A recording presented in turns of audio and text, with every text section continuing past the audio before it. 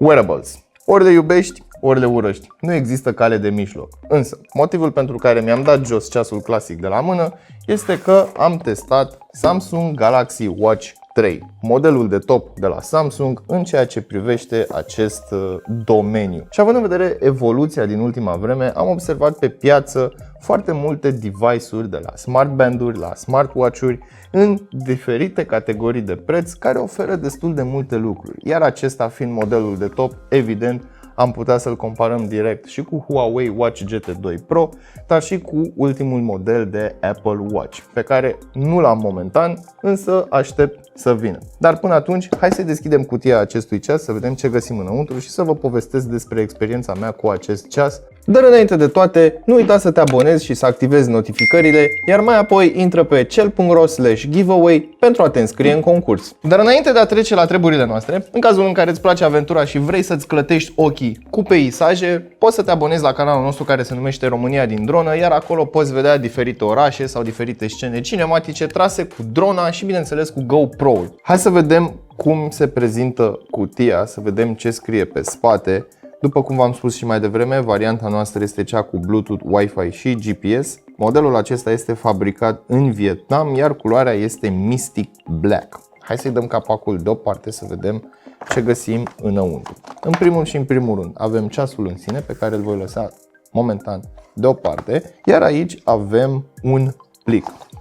Mai departe, în acest capac nu găsim nimic, iar înăuntru plicului avem câteva elemente, și anume Quick Start Guide și Warranty Card, câteva informații pe care nu le va citi nimeni absolut niciodată, iar la capătul celălalt avem un încărcător wireless cu mufă USB tip A.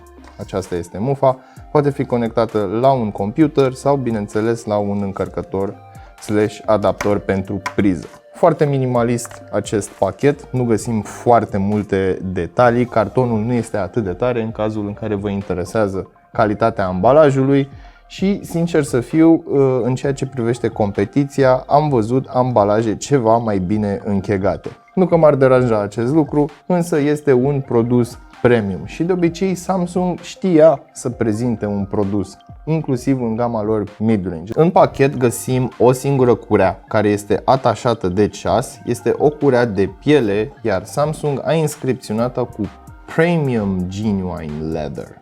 Este o curea de 22 de mm și avem aceste două telescoape cu Quick Release. Așadar, în ceea ce privește schimbarea acestor curele, este foarte simplă. Calitatea în sine este asemănătoare cu cea pe care o putem găsi la un ceas clasic, însă este destul de subțirică. De asemenea, dacă vrei să faci foarte multe exerciții sau vrei să te duci la antrenament cu acest ceas, recomand totuși să-ți cumperi o curea de silicon. Mergem mai departe către carcasa acestui ceas, care este făcută din oțel inoxidabil, însă există și varianta făcută din titanium. Modelul acesta este de 45 de mm diametru, cu o baterie de 340 de mAh, însă Samsung are și varianta de 41 de mm cu o baterie de 247 de mAh. De data aceasta avem două butoane rotunde, iar unul dintre ele, mai precis butonul de sus, are inscripționat Galaxy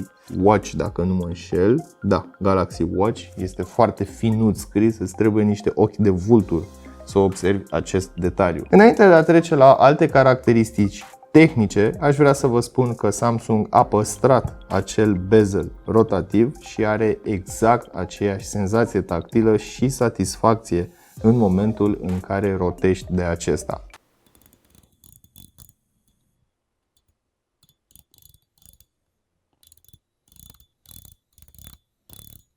Cam asta ar fi de spus despre primele impresii cu acest ceas pe care eu le-am avut. Îmi place, sincer să fiu, feeling-ul. A suferit câteva modificări față de modelul anterior, cântărește undeva la 53,8 grame și are 11,1 mm grosime. De asemenea, dacă puteți observa, distanța bezelului, sau mai bine spus distanța de la ceas la marginea exterioară, este ceva mai micuță, ceva mai finuță și este mai compact decât modelul anterior. Iar acum hai să vorbim despre hardware și software. Voi începe cu display-ul, iar Samsung evident că a mers pe o variantă Super AMOLED, 364 de pixel per inch și o diagonală de 1,4 inch. Este un ecran foarte calitativ, este un ecran care păstrează o acuratețe foarte bună atunci când reproduce fonturi, imagini și, bineînțeles, orice alte elemente grafice pe care putem să le observăm în interfața sistemului de operare. Și pentru că tot vorbeam de sistem de operare, este proprietar, este Tizen și este varianta 5.5. Ca și procesor avem un Exynos 9110 pe 10 mm și este un dual core.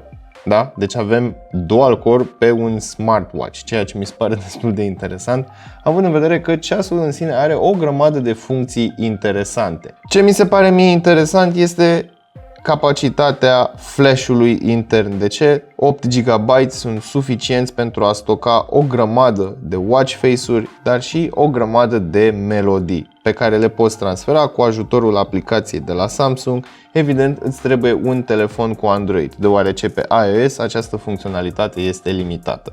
Hai să vorbim acum și despre sistemul de operare în sine, care nu a suferit foarte multe schimbări de la versiunea anterioară, și anume un swipe de sus în jos. Avem bara de notificări echivalentă cu cea Android, unde avem destul de multe setări rapide, cu Do Not Disturb, cu Theater Mode în cazul în care te duci la un film sau la teatru. Ecranul nu se va aprinde ca să deranjeze lumea de jur împrejur. Opțiuni pentru Do Not Disturb, opțiuni pentru apă, pentru că ați observat atunci când bagi un dispozitiv rezistent la apă, dar care are touchscreen sub un jet de apă, tinde să o ia razna, să-i spunem așa. Avem și o lanternă, Airplane Mode și Find My Phone. Un swipe de jos în sus nu face nimic în meniul principal, iar swipe stânga-dreapta este echivalent cu mișcarea făcută de acest bezel rotativ. Adică pot să dau pe ecran stânga-dreapta sau pot să folosesc bezelul și să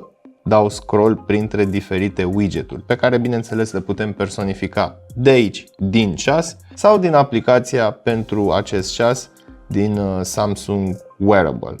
Pot să șterg, pot să adaug, pot să-mi pun contacte preferate, pot să-mi pun calendar, remindere, daily activity, cât am lucrat, câte calorii am consumat și timpul pe care l-am petrecut făcând aceste exerciții, setări rapide pentru pornirea diverselor antrenamente și așa mai departe. Ceea ce mi s-a părut mie interesant este că pot să ajung destul de rapid la aproape orice widget cu acest bezel rotativ. Aș vrea să spun că acest ceas are și funcția de electrocardiogramă sau acel ECG de care am auzit cu toții și pe care toată lumea îl laudă la Apple Watch, însă pe acest ceas este disponibilă, însă nu este activă la noi aici în regiune. De ce? Pentru că are nevoie de o anumită certificare. Același lucru care s-a întâmplat și în America cu FDA-ul, când a trebuit să dea certificare și lui Apple și așa mai departe. Cu toate acestea, nu recomand să folosești acele informații în scopuri medicale. Poți să vezi niște informații sumare despre nivelul oxigenului din sânge, despre nivelul de stres, despre bătăile pe care le ai ale inimii, însă nu te baza pe un smartwatch, nu te baza pe un dispozitiv de tip wearable, pentru că în cazul în care ai o condiție medicală destul de serioasă, ar trebui să te duci să vezi un doctor. Aș vrea să vă spun câte ceva despre acest ceas, niște păreri foarte personale și impresii, și vreau să vi le spun aici pentru că puteți să vedeți ceasul mai îndeaproape. Unul la mână, aș vrea să încep cu acest bezel, care este practic de nemișcat. Dacă vreau să apăs așa pe margine sau dacă aș vrea să trag de el într-un fel sau altul, ei bine, este aproape de nemișcat. Nu este neapărat construit ca un tank, dar fidelitatea cu care se mișcă și feedback-ul pe care îl ai în momentul în care învârți acest bezel mi se pare foarte, foarte interesant. Construcția în sine îmi place foarte mult, chiar dacă este o carcasă nu din titaniu sau nu dintr-un oțel inoxidabil foarte dens care să-ți dea senzația aceea de greutate, finisajele sunt făcute cu foarte mare precizie și apreciez mult de tot acest lucru. Un alt aspect care îmi place foarte mult este că acest buton poate fi personalizat. Momentan eu l-am pus ca să-mi afișeze acest ecran cu power off și un dublu tap îmi arată aplicațiile recent deschise, care, da, mi se pare o chestie destul de ciudată să stai să-ți închizi aplicațiile de pe un smartwatch, dar hei, uite că poți face acest lucru. Un alt aspect pe care îl apreciez foarte mult la acest ceas este ecranul în combinație cu DPI-ul foarte mare, dar și fețele care sunt disponibile pentru acest model de ceas. Ecranul poate să afișeze fontul mic, destul de bine, destul de calitativ și nu stai să vezi pixelii la fiecare element afișat pe ecran. Iar distanța normală, ca atunci când ții ceasul la mână, este una ca la un ceas adevărat. Iar acest lucru îmi place, că nu am pixeli vizibili la o distanță normală de utilizare a acestui ceas. Iar pe partea de software apreciez faptul că se mișcă destul de rapid. Am posibilitatea să dau reply la un SMS. Avem o tastatură T9, exact. Deci avem un T9, dacă mai țineți minte cum se folosește o astfel de tastatură, dacă ați avut telefon din acela cu butoane, ei bine, putem să folosim această metodă pentru a introduce text. De asemenea, avem și voice input, am posibilitatea să îmi apelez prietenii prin apeluri rapide, am posibilitatea să răspund la apeluri sau să resping apeluri într-o interfață destul de interesantă. Partea interesantă pe care am găsit-o la acest ceas este posibilitatea de a descărca o aplicație care să-mi folosească funcția de GPS preinstalată cu hartă și este vorba de Here. Ce îmi place foarte mult este efectiv visul fiecărui pasionat de tehnologie care se uita la anime-uri, desene animate când eram mic, filme și așa mai departe și vedeau supereroii că au un ceas la mână cu harta și puteau să vadă traseul. Ei bine, asta mi-a plăcut mie întotdeauna la Samsung, că am posibilitatea să-mi afișez harta pe un ceas și în momentul în care pur și simplu mă plimb pe stradă pot să văd, băi, fac prima la stânga sau prima la dreapta, merg mai departe sau trebuie să mă întorc. Și apreciez foarte mult acest lucru pentru că această aplicație folosește hărți offline în cazul în care nu ai telefonul cu tine. De asemenea, dacă ai o variantă LTE a acestui dispozitiv, poți să lași telefonul complet acasă și să te descurci doar cu telefonul. Iar pentru asta jos pălăria, nu vreau absolut nimic mai mult decât acest lucru de la un wearable. Ei bine, uite că ne apropiem și de finalul acestui videoclip și a venit momentul să vorbim puțin despre Galaxy Watch 3. În esență, este un dispozitiv extraordinar din punct de vedere al tehnologiei, din punct de vedere al execuției și din punct de vedere al faptului că pur și simplu este un dispozitiv pe care poți să-l asortezi cu aproape orice, când vine vorba de accesoriu și atât. Însă, cum stă în raport cu competiția? Iar aici, lângă mine, am Huawei Watch GT 2 Pro. Ambele dispozitive sunt premium, ambele dispozitive fac parte din gama de sus. Bineînțeles, aștept să am pe mână și ultimul model de ceas de la Apple ca să pot să-mi dau cu părerea despre ceea ce oferă piața în segmentul high-end. Însă, dacă ar fi să aleg dintre aceste două ceasuri, ei bine, sincer, nu știu să vă spun. Pe hârtie, unul e mai bun decât celălalt. Unul are materiale mai premium decât celălalt, altul vine cu accesorii, altul nu vine cu accesorii și așa mai departe. Dar când vine vorba de utilizarea în sine, nu există unul mai bun decât celălalt. Cel mai bun este cel care satisface ție nevoile personale. Și dacă ești mai mult orientat către partea de fitness, către partea activităților sportive, ei bine, ambele ceasuri au o precizie foarte bună, ambele ceasuri au un element stilistic foarte interesant, poți să le asortezi cu orice, atât cu îmbrăcăminte sport, dar și cu îmbrăcăminte casual. Iar la acest capitol nu am ce să comentez. Poate bateria. Aș fi vrut ca Watch 3 să aibă baterie ceva mai bună, măcar 2-3 zile, poate chiar 4 zile. În schimb, ce Huawei Watch GT 2 Pro m-a satisfăcut din acest punct de vedere, nu l-am mai încărcat de ceva vreme, iar în standby ține o groază de timp, sincer m-am și plictisit. Așadar, pot să recomand cu drag celor care vor un wearable premium și Samsung, dar și Huawei Watch GT 2 Pro. Are un nume foarte, foarte lung. De ce nu se numește ceva și primul, sau al doilea, sau al treilea, sau al patrulea? Iar aici nu vorbesc de Sony cu Xperia 1 Mark II, poate o să iasă Mark 3 și așa mai departe. Cam asta ar fi pentru astăzi, până data viitoare știți ce aveți de făcut.